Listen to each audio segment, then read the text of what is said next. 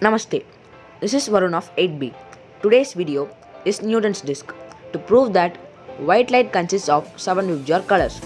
First, let's get to make the disk. Take a cardboard and mark a square. Cut out the square. Make 4 rectangular cardboard strips.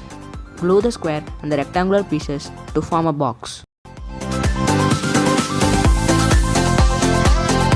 Secure with tape to make it firm.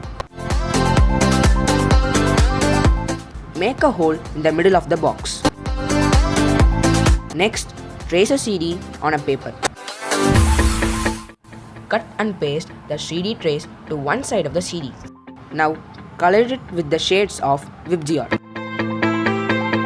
Take a small circular piece of cardboard, make a hole in the center and glue it to the another side of the CD. Connect a motor, switch and a battery inside the box in this pattern. Wrap the base of the box with gift paper. Of the many colors, 3 known are primary colors: red, blue and green. Now switch on the motor. When the disc spins, we can observe that the 7 colors merge as a single white shade. This is because the light from different sectors connectively fall on the retina to give white light. I hope you all enjoyed this. Try doing this in your home.